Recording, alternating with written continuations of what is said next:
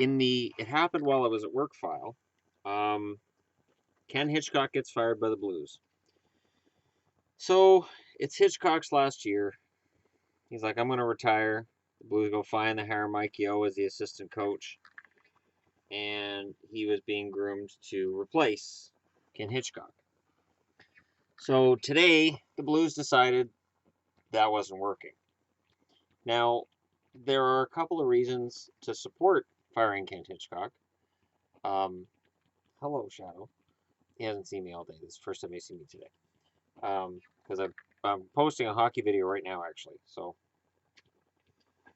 of the boys playing hockey. Actually, pretty much just Malachi today. So Hitchcock gets, his last year, his final run, and it's not going particularly well. The Blues are flirting with missing the playoffs. Here's the thing: Ken Hitchcock can't play goal. Um, Jake Allen has not been very good. The problem is Ken Hitchcock publicly has questioned his goaltender. I think there are times where you can question the play of your team. I think there are times where you can question certain players.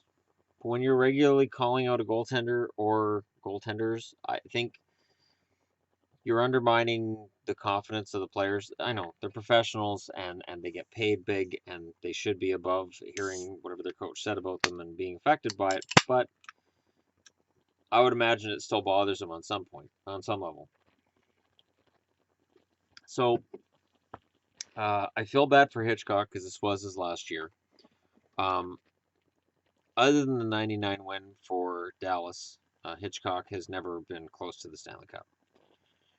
Hitchcock is an old-fashioned coach, and I don't know that if, let's say, Hitchcock decided to coach again. So Blues fire him, and he says, "Wait a minute, I've still got something left," and he declares, "I want to come back and coach again." I don't know if he'd get another job in the NHL, but John Tortorella kind of proves all that wrong because I thought Tortorella was a fossil and he was done, and then he goes to Columbus and Columbus plays really well for him.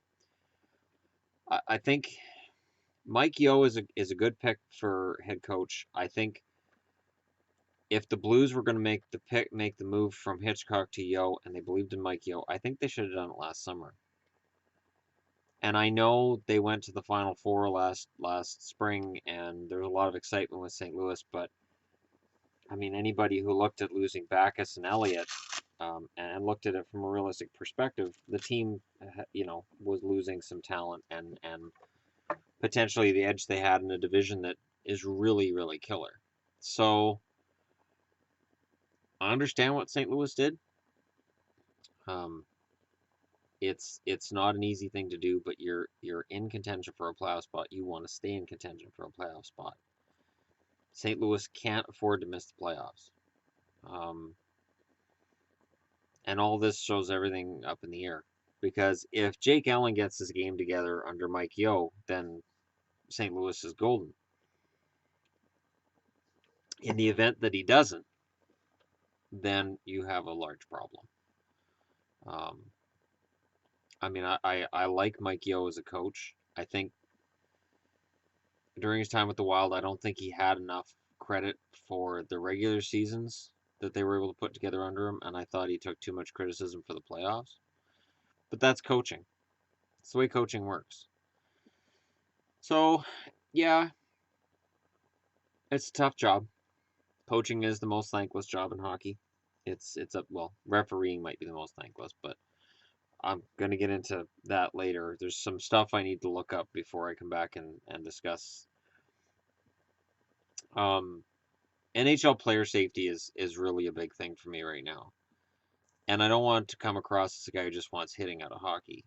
It's it's that dangerous, careless, reckless play that used to get suspended and doesn't seem to anymore.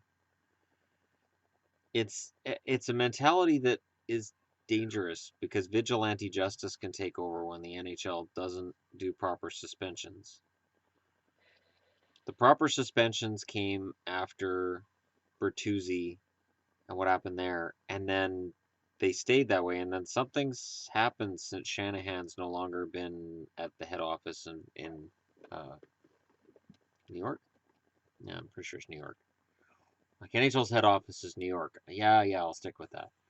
Um, so we'll see what happens there. But in terms of St. Louis, it's going to be interesting to see how the team responds.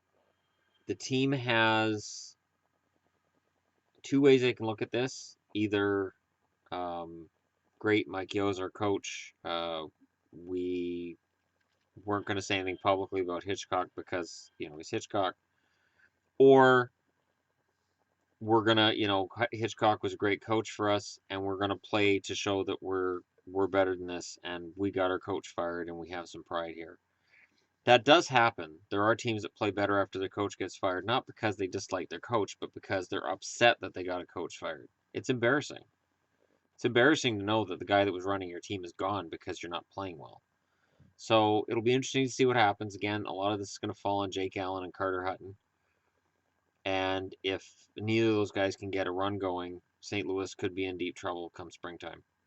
Anyways, I'm going to leave it at that with this issue because there's really not a lot to discuss. Just that Hitchcock, one of the longest serving coaches in the league, a guy who spent on and off 20 years in the NHL as coach and did a pretty damn good job. He's going to be missed at the NHL level, and I would think that if you're going to look at a guy for the Hall of Fame for coaching, he belongs there. He does. Don't do what happened with Pat Burns. Don't wait until the guy isn't with us anymore. Um, Hitchcock belongs, and as soon as he's eligible, he should be in the Hall of Fame, just based on the body of work he's put forward.